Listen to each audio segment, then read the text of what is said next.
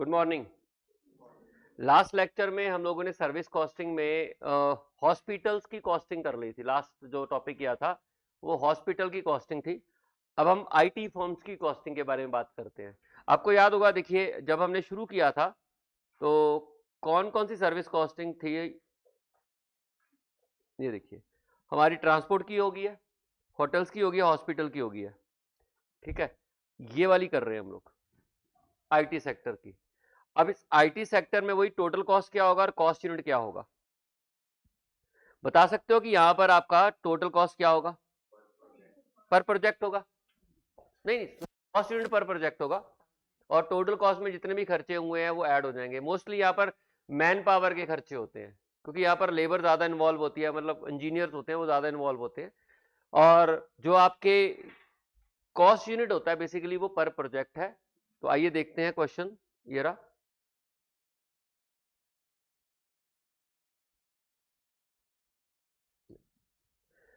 from the following are the data pertaining to Infotech Private Limited for the year 2019-20। Salary to software engineer 5% है, salary to project leader, ये तो labour cost ही है सारी, labour cost.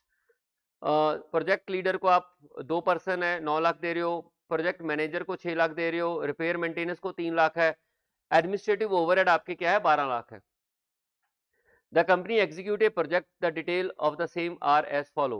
एक project execute किया है, single project execute किया है जिसकी ड्यूरेशन आपकी कितनी है, 6 मंथ है। 1 project leader and 3 software engineer were involve for the entire duration of the project. तो कहता है कि एक प्रोजेक्ट लीडर तो और दूसरा 3 सॉफ्टवेयर इंजीनियर उसमें इन्वॉल्व है। Whereas project manager spend 2 months effort during the execution of the project. Travel expenses incurred for the project is 1,87,500. 2 laptops were purchased at the cost of 50,000 each for use in the project, and life of the same is estimated to be 2 years. Prepare project cost sheet। सिर्फ आपको project की cost calculate करनी है, total नहीं निकालना है। तो कैसे करोगे, देखो यहाँ पे साइड में सबसे पहले आप लेबर कॉस्ट की बात करोगे। कहते हैं एक प्रोजेक्ट लीडर का इस्तेमाल करेंगे हम लोग।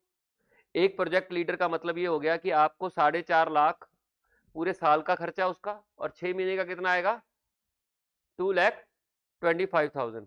तो प्रोजेक्ट लीडर का आ गया आपका 2,25,000। ठीक है जी। उसके बाद सैलरी टू और 3 सॉफ्टवेयर इंजीनियर्स हम लोग इन्वॉल्व कर रहे हैं। तो सॉफ्टवेयर इंजीनियर 5 पर्सन हैं, पांचों को हम 15 लाख पे कर रहे हैं, यानी कि एक बंदे को आप 3 लाख पे कर रहे हो साल का। और अगर 3 इन्वॉल्व है तो आप 9 लाख पे करोगे। पूरे साल का 9 लाख बनता है और आधे साल का कितना बनेगा, 4.5 लाख। तो आप 4.5 लाख सॉफ्टवेयर इंजीनियर को चार्ज कर दोगे। सिर्फ आपने प्रोजेक्ट की कॉस्ट बनानी, कैलकुलेट करनी है। यहां पर वो पॉसिबल नहीं है कि टोटल कॉस्ट को नंबर ऑफ प्रोजेक्ट से डिवाइड करेंगे। ईच प्रोजेक्ट की रिक्वायरमेंट अलग अलग होती है, सारे प्रोजेक्ट सिमिलर नहीं है। We are not providing similar type of services, इसमें खास बात ही होती है। तो हमें प्रोजेक्ट वाइज कॉस्ट कैलकुलेट करनी पड़ेगी। हम ऐसा यहां पर नहीं कर सकते कि टोटल खर्चा कितना आया, नंबर ऑफ प्रोजेक्ट कितने हुए। अगर तो प्रोजेक्ट सिमिलर टाइप के हैं, कस्टमाइज प्रोडक्ट नहीं बना रहे हो आप, स्टैंडर्डाइज बना रहे हो, तो फिर तो क्या करेंगे, टोटल खर्चा कितना हुआ, कितने सॉफ्टवेयर बनाए, डिवाइड कर दिया। It's like unit costing. और अगर आप कस्टमाइज प्रोडक्ट बना रहे हो तो ईच प्रोजेक्ट की कॉस्ट कैलकुलेट करनी पड़ेगी आपको। तो वही चीज यहां पर है। उसके बाद नेक्स्ट हमें क्या चाहिए, project manager spend 2 months effort during the execution of the project. अब प्रोजेक्ट मैनेजर कौन है, ये रहा, उसको 6 लाख पे कर रहे हो, तो यानी कि पर मंथ आप 50,000 प्रोजेक्ट मैनेजर को पे कर रहे हो। 2 महीने का टाइम लगा रहा है वो, तो 1 लाख होगा। ठीक है। उसके बाद नेक्स्ट ये सैलरीज होगी। Travelling expenses for the project 1,85,000। Travelling expenses आपका है फॉर द प्रोजेक्ट 1,87,500। ये ऐसे जुड़ जाएगा, आप देखिए, क्लियर। उसके बाद 2 laptops were purchase at a cost of 50,000 each, यानी कि 1 लाख हो गया। For the use in the project and life of the same is estimated to be 2 years। तो इसका मतलब ये हो गया कि डेप्रिसिएशन चार्ज करेंगे 1 लाख टोटल है, लाइफ 2 साल है, यानी कि 1 साल की डेप्रिसिएशन कितनी होगी 50,000, 6 महीने की डेप्रिसिएशन कितनी होगी 25,000, तो ये आपका 25,000 डेप्रिसिएशन होगी। उसके बाद ओवरहेड्स रह गए ये वाले। अब ओवरहेड चार्ज करने के लिए हमें रिकवरी रेट की जरूरत होती है, आपको याद होगा ओवरहेड जनरली हम रिकवर करते हैं, एक्चुअल बेसिस पे नहीं होते हैं। तो ये ओवरहेड दिया हुआ है, क्वेश्चन में ओवरहेड की रिकवरी के बारे में कोई जानकारी नहीं है, तो मेजर कौन सी चीज है, लेबर कॉस्ट होती है। तो लेबर कॉस्ट के हिसाब से प्रोजेक्ट में सबसे मेन खर्चा यहाँ पर लेबर कॉस्ट है, तो लेबर कॉस्ट के हिसाब से प्रोजेक्ट का रिकवरी रेट निकाल लेते हैं, वही रिकवरी रेट हम लोग यूज कर लेंगे क्योंकि लेबर तो वहां पर पता ही है। तो आप देखिए आपकी लेबर कॉस्ट कितनी है 30 लाख, और ये कितना है 12 लाख, तो कितने परसेंट हो गया एडमिनिस्ट्रेटिव कॉस्ट लेबर कॉस्ट का, कितने परसेंट हो गया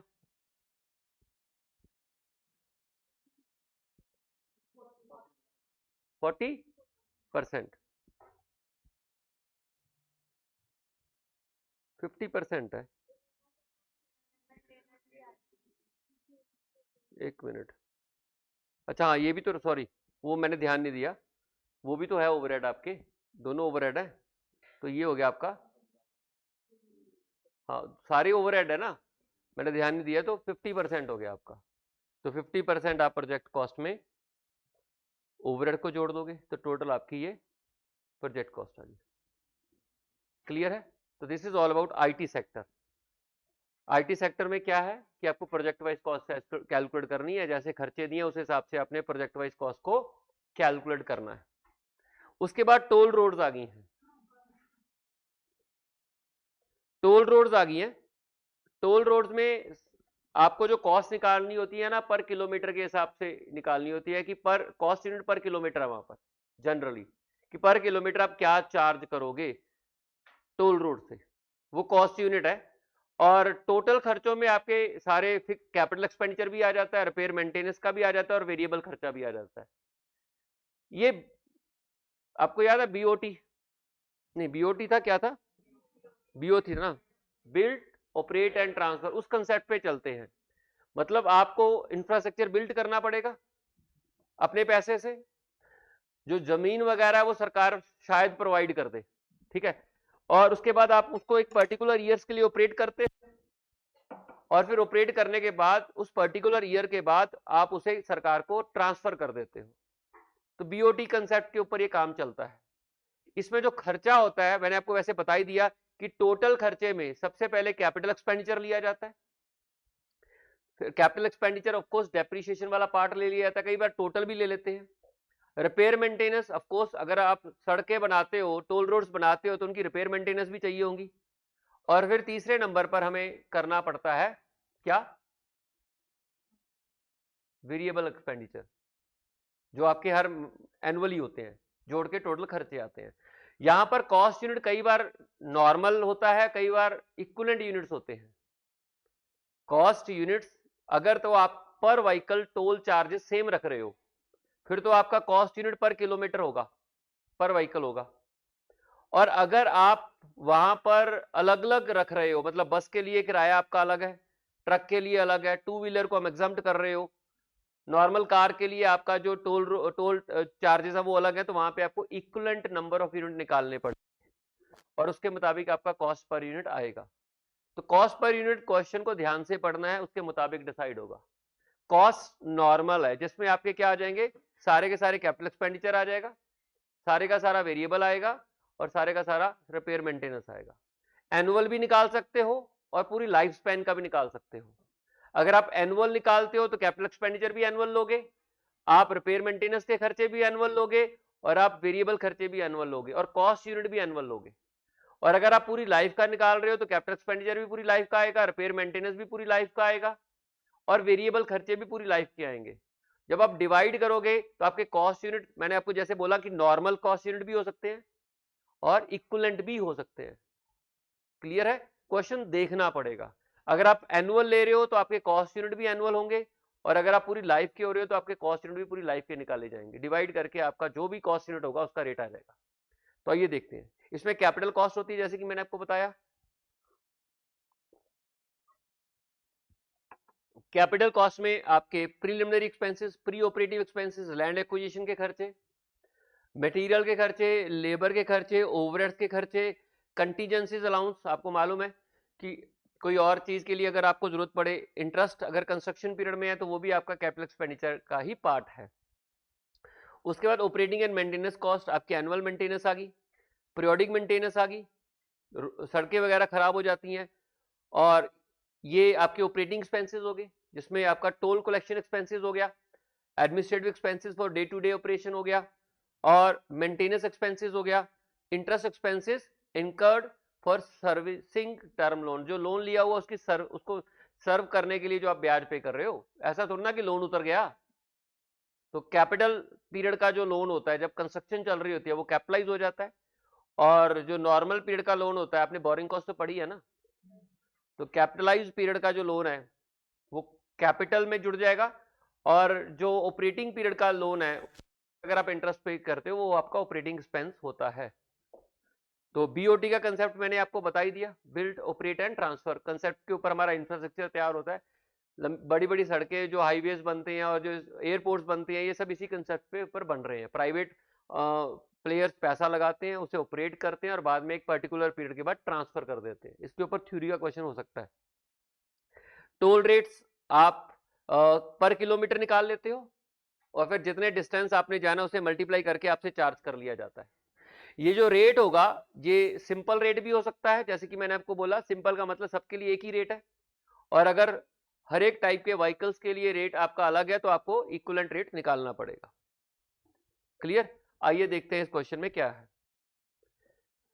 BHG toll plaza limited built 60 kilometre long highway, now operates A toll plaza to collect toll from passing vehicles using the highway. The company has estimated that a total of 12 crore vehicles, only single type of vehicle, मतलब क्या है, यहाँ पे equivalent cost unit नहीं है, यहाँ पे vehicle एक ही टाइप के निकलेंगे तो रेट एक ही रहेगा। Will be using the highway during the 10-year toll collection tenure, 10 साल के टोल कलेक्शन टेन्योर है। अब आप या तो 10 साल के खर्चे ले लीजिए या एनुअल खर्चे ले लीजिए। तो अगर आप 10 साल के लोगे तो आपके जो कॉस्ट यूनिट है वो भी 10 साल के हिसाब से निकलेगा, और अगर आप एनुअल लोगे तो आपके जो नंबर ऑफ कॉस्ट यूनिट्स बनेंगे वो भी आपके एनुअल के हिसाब से निकलेंगे। मेंटेनेंस के खर्चे मंथ ऑफ अप्रैल दिए हुए हैं, सैलरी दी हुई है, सुपर कलेक्शन पर्सनल की दे रखी है, सुपरवाइजर की दे रखी है, सिक्योरिटी पर्सनल की दे रखी है, टूल बूथ मैनेजर की दे रखी हैं। तो ये सैलरी वाले खर्चे हो गए, ऑफ कोर्स ये मंथली हैं, अप्रैल के हैं। उसके बाद इलेक्ट्रिसिटी के खर्चे मंथली दे रखे हैं, टेलीफोन के खर्चे मंथली दे रखे हैं, और मंथली मेंटेनेंस कॉस्ट आपकी 30 लाख की है। Monthly depreciation and amortisation expenses will be 1.5 crore. Further the company needs 25% profit over total cost to cover the interest and other cost, and extra जोड़ा जाएगा। रिक्वायर क्या है, calculate the cost per kilometre per month, per month निकालनी है आपने। इसका मतलब आपको जो ऑपरेटिंग कॉस्ट शीट बनानी है वो भी मंथली बनानी होगी, खर्चे भी मंथली लेने होंगे। तो आइए सबसे पहले calculation of cost per month. तो सबसे पहले आपके पास दो तरीके के खर्चे हैं, ऑपरेटिंग एंड मेंटेनेंस इकट्ठे किए हैं इन्होंने, और एक कैपिटल एक्सपेंडिचर है। कैपिटल एक्सपेंडिचर के हिसाब का आ जाएगा आपके पास ये रहा, मंथली डेप्रिसिएशन एमोटाइजेशन एक्सपेंसेस। ठीक है, देखते हैं बाकी। ये आपकी मंथली सैलरी होगी कलेक्शन की, सुपरवाइजर को, सिक्योरिटी वालों को, टोल बूथ कलेक्शन हो गया, इलेक्ट्रिसिटी चार्जेस हो गया, टेलीफोन चार्जेस हो गया, मेंटेनेंस कॉस्ट हो गए। ठीक है, टोटल डेप्रिसिएशन एमोटाइजेशन एक्सपेंसेस जोड़ने के बाद आपकी टोटल मंथली कॉस्ट आ गई। ठीक है, दूसरे नंबर पर आपको कॉस्ट यूनिट निकालने पड़ेंगे। जो कैपिटल एक्सपेंडिचर है उसके खर्चे तो जुड़ेंगे ही ना।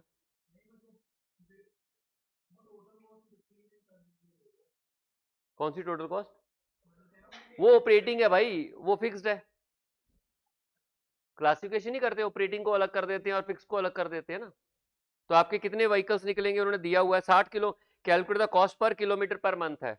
देखिए पर किलोमीटर का खर्चा कितना आएगा एक महीने का। तो आपने क्या किया, महीने का सारा खर्चा निकाल लिया। आपकी टोल रोड कितने किलोमीटर की है, तो 60 से डिवाइड करोगे तो एक महीने का पर किलोमीटर का खर्चा आएगा।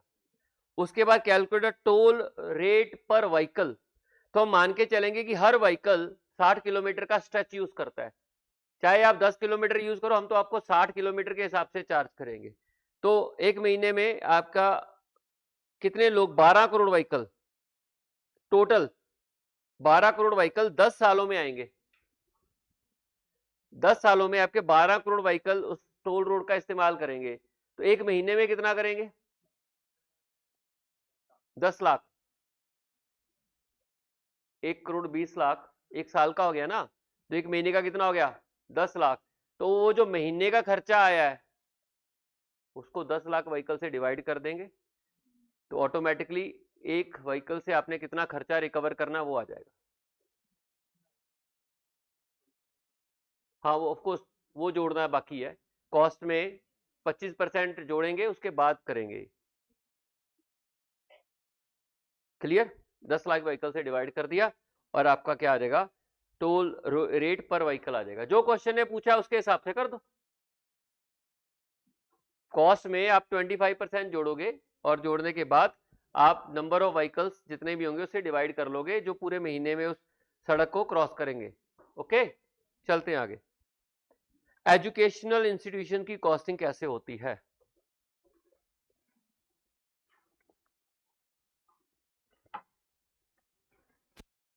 इसमें खर्चे जोड़ने हैं, सारे खर्चे आ जाएंगे जो एक एजुकेशनल इंस्टीट्यूशंस के होंगे, और फिर नंबर ऑफ स्टूडेंट यहाँ पे कॉस्ट यूनिट है, नंबर ऑफ स्टूडेंट से डिवाइड कर देंगे और फिर पर स्टूडेंट का खर्चा आ जाएगा अलग अलग स्ट्रीम का, साइंस वालों का, कॉमर्स वालों का और आर्ट्स ह्यूमैनिटीज का। ठीक है, उनको जोड़ देंगे कॉस्ट। अब यहाँ पर क्या होता है, प्रॉब्लम आती है इन क्वेश्चंस में। इन क्वेश्चन में क्या होता है कि स्ट्रीम्स अलग अलग हैं, अब स्टूडेंट से फीस भी अलग अलग लोगे, खर्चे कॉमन है, तो या तो आपको खर्चे साइंस स्ट्रीम के अलग निकालो, कॉमर्स के अलग निकालो, ह्यूमैनिटीज के अलग निकालो, और फिर ईच के नंबर ऑफ स्टूडेंट से डिवाइड कर लो, तो पर स्टूडेंट का खर्चा ईच स्ट्रीम का आ जाएगा। उसमें प्रॉब्लम आएगी कि आप बिल्डिंग के खर्चे स्ट्रीम वाइज कैसे बांटोगे, प्रिंसिपल के खर्चे स्ट्रीम वाइज कैसे बांटोगे, टीचर के तो बांट दोगे, टीचर लाइब्रेरी के खर्चे स्ट्रीम वाइज कैसे बांटोगे। दूसरा ऑप्शन ये आता है कि आप सारे खर्चे स्कूल के इकट्ठे लो और फिर जो स्टूडेंट्स हैं कॉमर्स वाले, साइंस वाले या ह्यूमैनिटीज वाले, उनको किसी तरीके से इक्विवेलेंट में कन्वर्ट कर दो, फिर डिवाइड करके एक स्ट्रीम के स्टूडेंट का रेट आ जाएगा, उससे दूसरे स्टूडेंट्स का रेट निकाल लेंगे। क्लियर? कॉस्ट में आपको सारे खर्चे लेने हैं स्कूल के, और कॉस्ट यूनिट यहाँ पर स्टूडेंट होगा। स्कूल है तो स्टूडेंट होगा, पर सब्जेक्ट नहीं होगा। ठीक है, क्योंकि स्टूडेंट है वहां पे सिंगल सिंगल सब्जेक्ट नहीं पढ़ते, सारे सब्जेक्ट पढ़ते हैं स्कूल में। स्ट्रीम वाइज स्टूडेंट का रेट होगा नंबर ऑफ स्टूडेंट के हिसाब से। तो आइए क्वेश्चन देखते हैं सीधा। ये इंपॉर्टेंट क्वेश्चन है, पेपर में आई थिंक आया भी हुआ है। AD high secondary school offer courses for 11th and 12th standard in 3 streams, arts के लिए, कॉमर्स के लिए, साइंस के लिए। अब AD higher secondary school run higher secondary classes along with primary and secondary classes.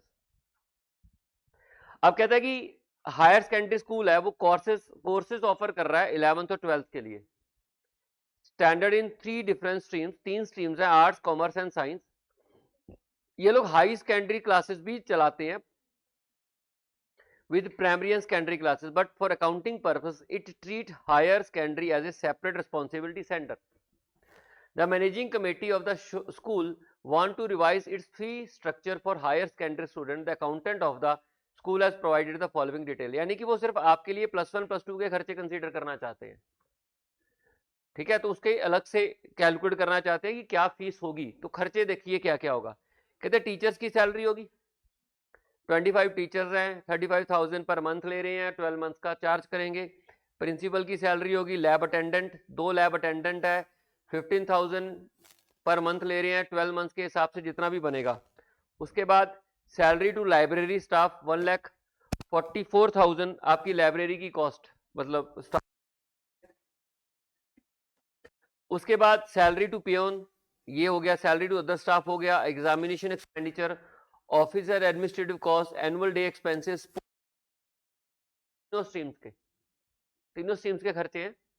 और बाद में दिया हुआ है कि प्राइमरी एंड सेकेंडरी के खर्चे जो अप टू ऑफकोर्स 10th तक के अलग से स्टूडेंट दे रखे हैं।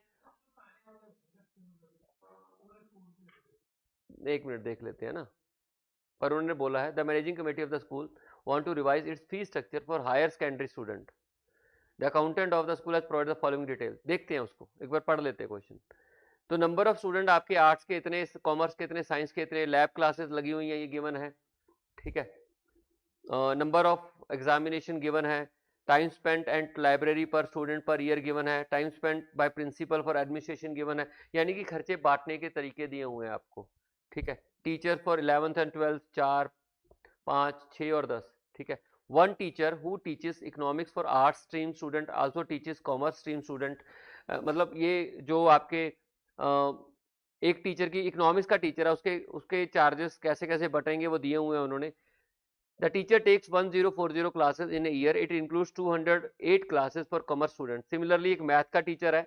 There is another teacher who teaches mathematics for science stream student. Also teaches business mathematics to commerce stream student.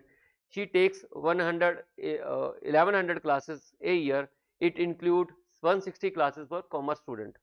One peon is fully dedicated for higher secondary section. Other peon dedicated their 15% of time for higher secondary section. All school students irrespective of section and age participates in annual function and sports activities. ठीक है, आपको calculate cost per student per annum for all the 3 streams. तीनों streams की cost अलग अलग निकालनी पड़ेगी। calculate cost per student, आपका cost unit आ गया, per annum लेना है आपने for all the 3 streams, यानी कि साइंस का अलग बनेगा, कॉमर्स का कॉलम अलग बनेगा और आर्ट्स का कॉलम अलग बनेगा। क्लियर? तो पहले हम ये देखते हैं। अब खर्चे क्या क्या दिए हुए हैं, देखिए कैसे बांटोगे। टीचर्स की सैलरी है इतनी है, ऑफ कोर्स ये एनुअल है और फीस भी एनुअल निकालनी है, खर्चे भी एनुअल लेने हैं। तो टीचर की सैलरी हमें बांटनी किसमें पड़ेगी, आर्ट्स, साइंस और कॉमर्स में। तो इसमें नंबर ऑफ टीचर्स देखिए कितने हैं, नहीं रे, टोटल 35 टीचर्स बोले हैं उन्होंने। तो आप देखिए 6 टीचर यहां हो गए, 4 यहां हो गए, ऊपर 25 है। एक मिनट, कहां दिया 25? हाँ ठीक है, ठीक है 25, ठीक है। तो बन गया आपका कितना, टीचर्स कितने बन गए, 25। अब इनकी सैलरीज बांटनी है, तो सबसे पहला कॉलम सैलरी का आएगा, जिसमें सैलरी में आपके पास 2 टीचर को छोड़ दो, जो साइंस, मैथ और इकोनॉमिक्स के टीचर को अलग से देख लेते हैं, बाकी टीचर्स को अलग से देख लेते हैं। इनको तो हमने लेना ही नहीं है फिलहाल, क्योंकि ये तो अप टू 10th तक है। 4 टीचर आर्ट्स के हैं, 5 टीचर कॉमर्स के हैं, 6 टीचर साइंस के हैं। अब साइंस का जो एक टीचर है और आर्ट्स का जो एक टीचर है, वो कॉमर्स को भी सर्विसेज दे रहा है ना। ये देखिए, one teacher who teaches economics for arts, यानी कि 5 टीचर तो इसके हैं ही हैं अलग से, उसके खर्चे तो पड़ेंगे ही पड़ेंगे इसको। साथ में जो साइंस का एक टीचर है, मैथ का, हाँ तो मैं कह रहा हूं दोनों बोल रहा हूं ना, साइंस में एक मैथ का टीचर और आर्ट्स में एक इकोनॉमिक्स का टीचर, उसकी सैलरी दूसरे में भी बांटी जाएगी। इसका मतलब एक काम करते हैं, सीधा सीधा आप एक काम करो, 3 टीचर की सैलरी आप आर्ट्स की लो सीधी, 35,000 इंटू 12। 5 टीचर कॉमर्स के तो फुली डेडिकेटेड टू कॉमर्स है, 5 टीचर की सैलरी वो लो, कॉमर्स में डाल दो, और साइंस के भी 5 टीचर की सैलरी ले लो। जो 2 टीचर बच गए आर्ट्स वाले, इकोनॉमिक्स के टीचर, टोटल 1040 क्लासेस लगा, सैलरी को 1040 से डिवाइड कर दो, जिसमें से एक क्लास की सैलरी आ जाएगी और एक क्लास की सैलरी करके 208 क्लासेस की सैलरी कॉमर्स में ऐड कर दो और बाकी की क्लासेस की सैलरी आर्ट्स में ऐड कर दो, ठीक है। सिमिलरली जो साइंस का 6 स्टूडेंट है, साइंस का 6 टीचर है, उसको वो आपकी उसकी सैलरी को 1100 क्लासेस में बांट दो, एक क्लास की उसकी सैलरी आ गई, तो 160 क्लासेस की सैलरी ऑटोमेटिकली कॉमर्स में ऐड कर दो और बाकी क्लासेस की सैलरी साइंस में ऐड कर दो। टीचर्स का हो गया हिसाब किताब। उसके बाद ये दोनों पॉइंट हम लोगों ने कवर कर लिए। एक पीएन जो है वो fully dedicated for higher secondary है, एक PN other PN dedicated there 15% of time for secondary section. तो एक काम करते हैं, टोटल पीएन के खर्चे निकाल लेते हैं। एक पीएन की तो टोटल सैलरी आ गई, देखिए पीएन के खर्चे कितने हैं, ये रे सैलरी टू पीएन।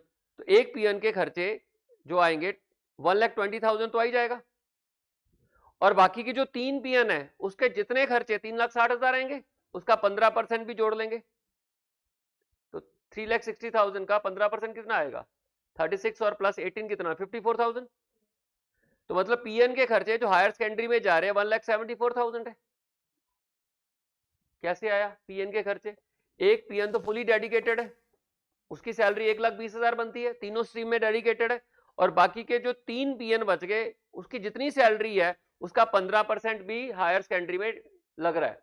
तो यानी कि पीएन के खर्चे 1,74,000 है। अब पीएन के खर्चे हमें बांटना है तीनों स्ट्रीम्स में, कैसे बांटोगे, कौन से बेसिस पे ऊपर बांटोगे, नंबर ऑफ स्टूडेंट के हिसाब से, बताइए कौन सा बेस रहेगा, कैसे बांटोगे,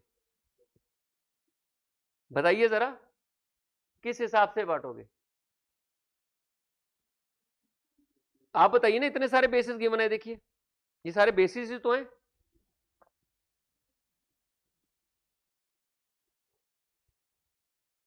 number of student he most appropriate base है, नंबर ऑफ स्टूडेंट के हिसाब से हम पीएन के खर्चे बांट देंगे, ठीक है। तो पीएन के भी हो गए, और उसके बाद all school student irrespective of section and as participate in annual function and sports activity. अब आप देखिए एनुअल फंक्शन हमने इसको भी बांट दिया,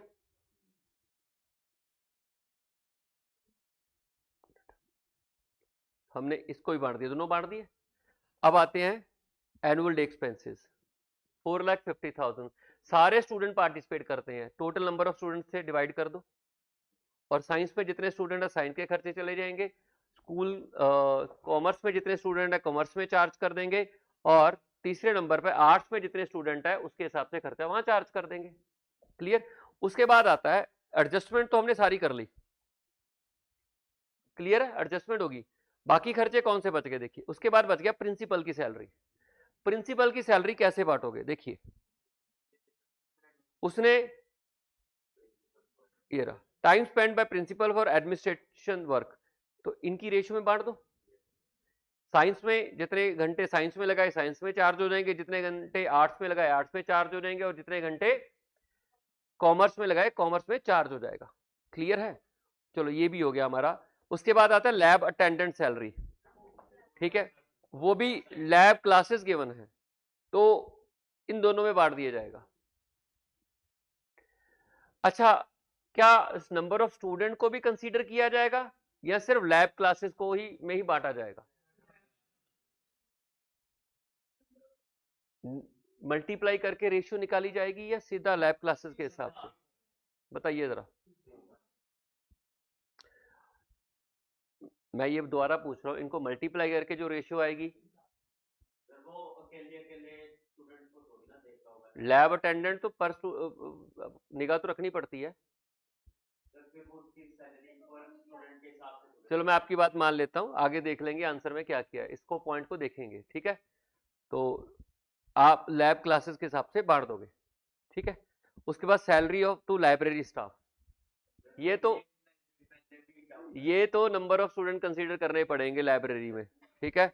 देखिए आपके पास time spend eight library per student per year, सीधे ही पर स्टूडेंट दे रखा है, तो ऑफकोर्स यहाँ पे नंबर ऑफ स्टूडेंट निकालना पड़ेगा, 180 घंटे इंटू नंबर ऑफ स्टूडेंट, 120 घंटे इंटू नंबर ऑफ स्टूडेंट, और 240 घंटे इंटू नंबर ऑफ स्टूडेंट, और ये इनका इंटू नंबर ऑफ स्टूडेंट, उसके हिसाब से रेशियो आ जाएगी।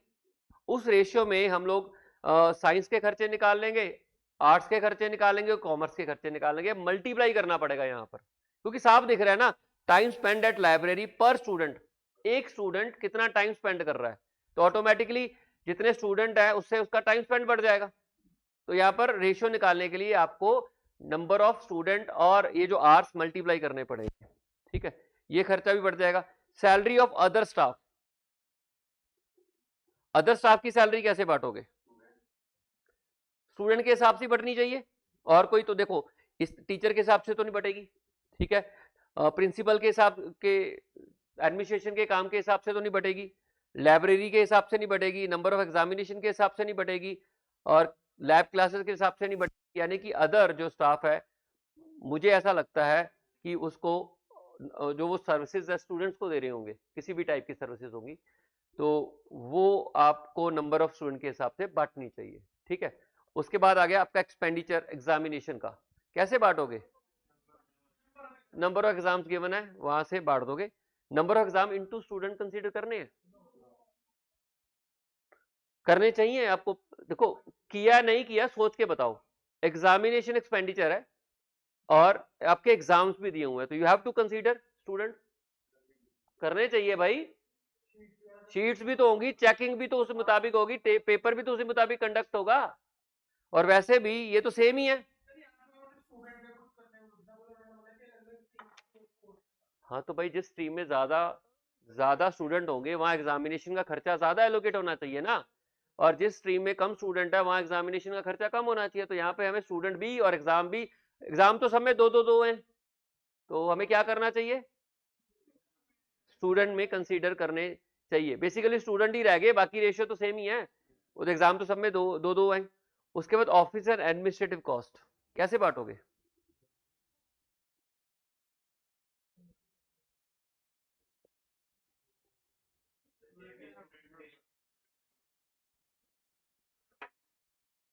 स्टूडेंट के हिसाब से होना चाहिए, है ना।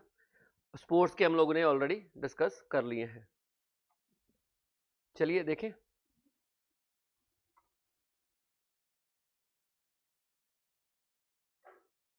बेसिस, ये तो टोटल कॉस्ट आंसर बता दिए, बेसिस यहाँ दिए हुए हैं। टीचर की सैलरी तो हमने कर ली थी, क्लियर है, और मैथमेटिक्स और वो भी साइंस के, सॉरी इकोनॉमिक्स के टीचर की भी कर ली थी।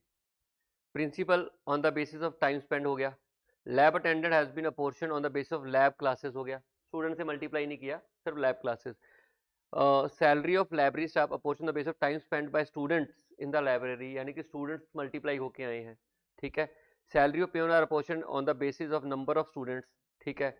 पीएन सैलरी हाँ वो भी हमने निकाल लिया था, allocable to higher secondary classes classified calculated as follow, तो 174 ही निकाला था हम लोगों ने भी, ठीक है। और अदर स्टाफ की भी नंबर ऑफ स्टूडेंट के हिसाब से हो गया, और examination expenditure has been apportion taking number of student into account, ठीक है। तो इस तरीके से सारे खर्चे बांट देंगे। It may also be a portion the basis of number of examination. नहीं होना चाहिए ना, that should not be considered. नहीं 174 निकाला इन्होंने, अलग अलग किया हुआ है, टीचर्स का अलग अलग है, देखो ये टीचर का जो सीधे सीधे टीचर है उनका तो सीधा कर दिया, और जो इकोनॉमिक्स और मैथमेटिक्स के टीचर है उनका अलग निकाल दिया, ठीक है।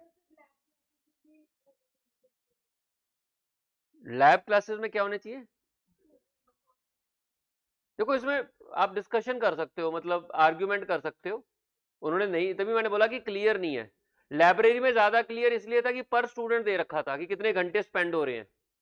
लाइब्रेरी में उन्होंने लैब का क्या था, नंबर ऑफ क्लासेस दिए हैं, और लाइब्रेरी में पर स्टूडेंट दे रखा है भी कितने घंटे स्पेंड हो रहे हैं, तो वहां तो क्लियर कर रहा है कि भाई आपको स्टूडेंट से मल्टीप्लाई करना पड़ेगा। अब देखो रिक्वायरमेंट क्या थी, आपको cost per student per annum आ गई तीनों स्ट्रीम्स की, नंबर ऑफ स्टूडेंट से डिवाइड करके। If the management decide to take uniform fees 1000 per month for all higher secondary student, calculate profitability, तो आपको रेवेन्यू पता लग गया, टोटल कॉस्ट पता है, माइनस करके ही देखना है कि आपको स्ट्रीम वाइज प्रॉफिटेबिलिटी कितनी हो रही है। If the management decided to take 10% profit on cost, compute fees to be charged from the student of all the three.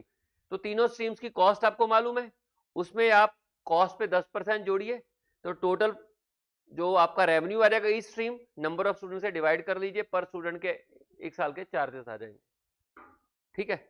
तो चलिए ये भी इंपॉर्टेंट क्वेश्चन था, ये हमने कर लिया। आगे चलते हैं अगले क्वेश्चन पर, अगले टॉपिक पे। इंश्योरेंस कंपनी का topic I think. Insurance company को आप पॉलिसी वाइज खर्चा निकालना होता है कि पर पॉलिसी चार्जेस कितने हैं। इंश्योरेंस कंपनी बेच क्या रही है? पॉलिसीज बेच रही है। तो जिस टाइप की पॉलिसी बेच रहे हो तो उस टाइप के आप पर पॉलिसी चार्जेस करोगे। ठीक है, कॉस्ट यूनिट वहां पर क्या होगा? कॉस्ट यूनिट हमेशा होता है जो बिकता है, जिसके लिए कस्टमर पे कर रहा है। तो यहाँ पर कस्टमर किसके लिए पे कर रहा है? इंश्योरेंस पॉलिसीज के लिए पे कर रहा है। और अगर वो आप इंश्योरेंस पॉलिसी के लिए पे कर रहे हो तो वही आपका कॉस्ट यूनिट होगा। तो सारे खर्चों को नंबर ऑफ पॉलिसीज आपने कितने की उससे डिवाइड कर लो और वो आपका कॉस्ट यूनिट आ जाएगा। खर्चे सारे वो जो दिए होंगे सारे लेने हैं। ये देखिए,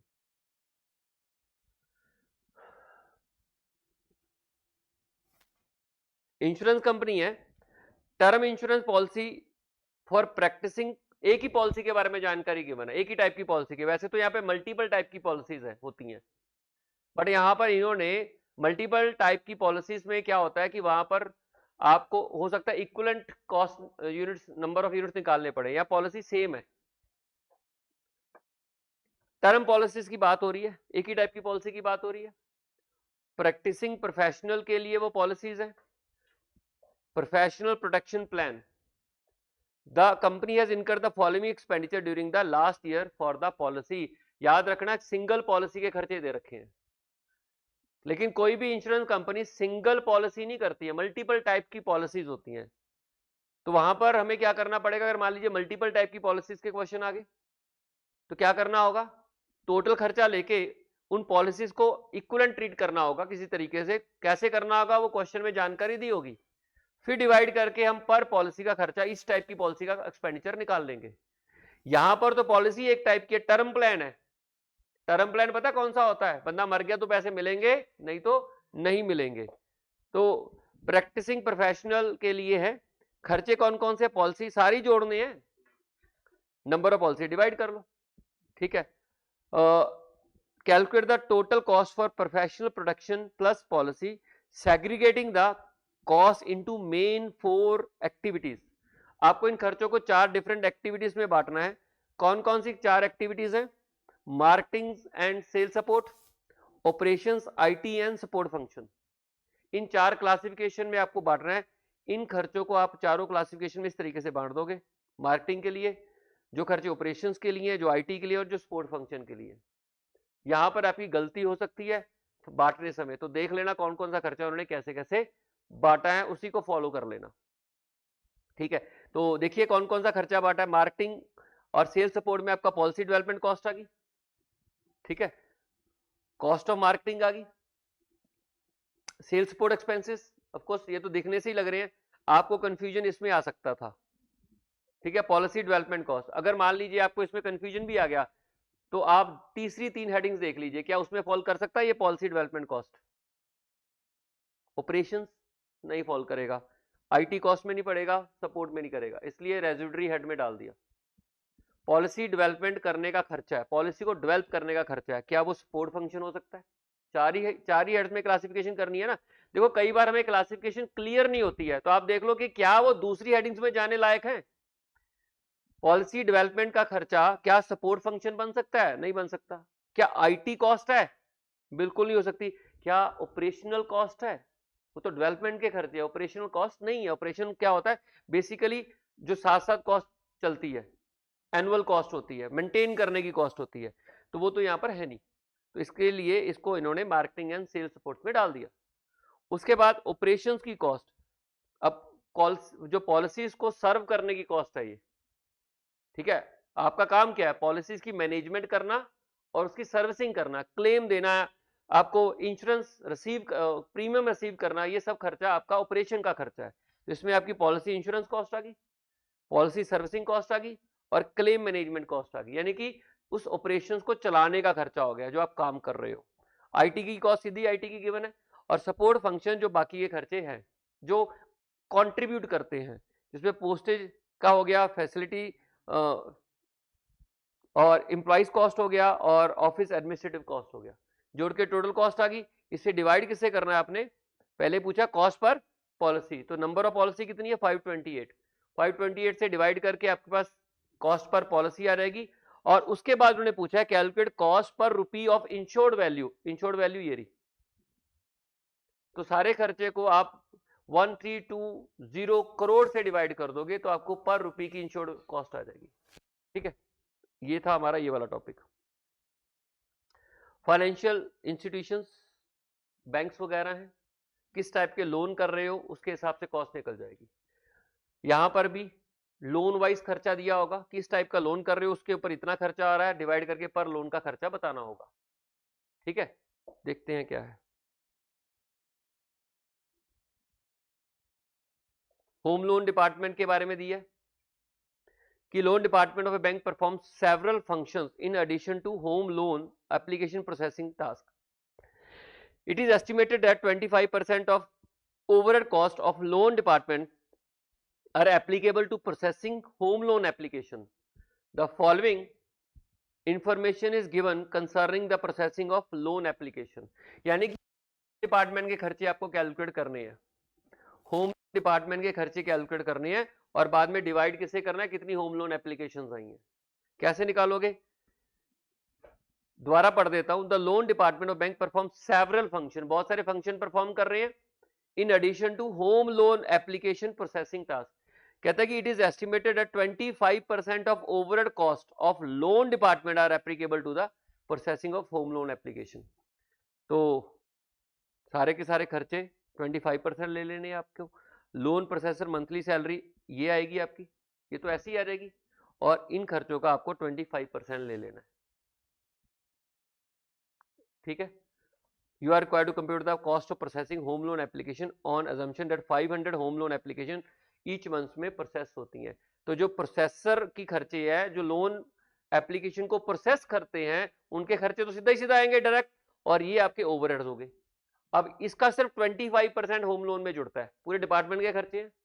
ठीक है, ये तो डायरेक्ट आ गए और बाकी का 25% जोड़ने के ऊपर, और जितने भी आप home loan application 500 home loan application में डिवाइड करोगे तो पर होम लोन एप्लीकेशन की आपकी कॉस्ट आ जाएगी। ठीक, इजी था क्वेश्चन। और अदर पावर हाउस वगैरह के खर्चे हैं, तो उसमें किलोवाट आवर कॉस्ट यूनिट होता है आपका। टोटल खर्चे ले लीजिए, किलोवाट आवर जितने बनेंगे उससे डिवाइड कर लीजिए, आपका पावर हाउस का खर्चा आ जाएगा, इलेक्ट्रिसिटी कंपनीज का खर्चा आ जाएगा। नेक्स्ट, अब आप देखिए आपके जो ये पीछे क्वेश्चंस दिए हुए हैं, ये बीओटी का क्वेश्चन है, इंपॉर्टेंट है, इसे जरूर कर लेना। इसमें इक्विवेलेंट यूनिट निकालने पड़ेंगे। ठीक है, आप हर एक से अलग अलग रेट चार्ज कर रहे हो, कॉस्ट तो वैसे ही कैलकुलेट होगी, लेकिन यहाँ पर जो कॉस्ट यूनिट होगा ना वो इक्विवेलेंट होगा। टू व्हीलर्स के लिए, कार्स के लिए, बसेस के लिए और हैवी कमर्शियल व्हीकल्स के लिए आपके रेट अलग अलग होंगे, उनकी गिनती भी दे रखी है और उनको इक्विवेलेंट में भी कन्वर्ट करना पड़ेगा। ओके, बाकी खर्चे तो वैसे ही आएंगे, इसमें खास बात यही है। उसके बाद ये आपका बस का खर्चा है, ये आपको ऑलरेडी हम लोग ऐसे क्वेश्चन कर चुके हैं। अच्छा, इसमें ना एक चीज आप लोग गलती करते हो, दिल्ली टू चंडीगढ़ और दिल्ली टू आगरा और दिल्ली टू जयपुर, इसमें ना आप कोशिश करते हो कि ईच का अलग अलग कॉलम बनाए। ऐसा नहीं करना, आपने टोटल खर्चे इकट्ठे लेने हैं। आप खर्चों को दिल्ली टू चंडीगढ़, दिल्ली टू आगरा नहीं बांट सकते, आप खर्चे कॉमन लोगे, कॉस्ट यूनिट इकट्ठे निकाल लोगे, तो पर किलोमीटर का रेट निकल आएगा, चाहे आप चंडीगढ़ को जाए चाहे आप आगरा को जाओ। और रेट यहां पर कंपोजिट होंगे, इक्विवेलेंट नहीं होंगे। अब दिल्ली टू चंडीगढ़ जा रहे हो या दिल्ली टू आगरा जा रहे हो, दिल्ली टू जयपुर जा रहे हो, सर्विसेज तो सेम ही मिल रही है ना, you are getting the same services. तो यहां पर आपके इक्विवेलेंट यूनिट नहीं होंगे, कंपोजिट होंगे, पर पैसेंजर पर किलोमीटर। और टोटल खर्चा कैसे निकालना है, सारे खर्चे कंबाइन करके। लास्ट टाइम एक स्टूडेंट ने गलती की थी कि उसने क्या किया था, टोटल खर्चे को 4 पार्ट्स में डिवाइड कर लिया था। बस के टोटल खर्चे को 4 पार्ट्स में डिवाइड किया, पहले दिल्ली टू आगरा खर्चा निकाल लिया, दिल्ली टू जयपुर का निकाल लिया, दिल्ली टू चंडीगढ़, मतलब 3 कॉलम में डिवाइड कर लिया, और फिर हर एक के किलोमीटर से डिवाइड करके हर एक का रेट निकाल लिया। वो गलत था। पहली बात तो आपको कोई ऐसा बेसिस नहीं दिया गया इन खर्चों में जिस बेसिस के ऊपर आप ये खर्चे बांट दो, कोई बेसिस नहीं है। तो आपको ये टोटल खर्चों का कॉलम इकट्ठा लेना है, टोटल कॉस्ट आ जाएगी, और जो कॉस्ट यूनिट है वो आपको ये देखिए, इसको कंसीडर करिए प्लस इसको कंसीडर करिए प्लस इसको कंसीडर करिए, पैसेंजर किलोमीटर निकाल लीजिए टोटल, और डिवाइड करके आपको पर पैसेंजर पर किलोमीटर का रेट आएगा। दिल्ली का रास्ता पता कितने किलोमीटर है, दिल्ली का रेट बता दो, जयपुर का रेट बता दो, आगरा का बता दो, चंडीगढ़ का बता दो, दिल्ली से चंडीगढ़ का बता दो, तो ऑटोमेटिकली वैसे करना है ये क्वेश्चन, ठीक है। उसके बाद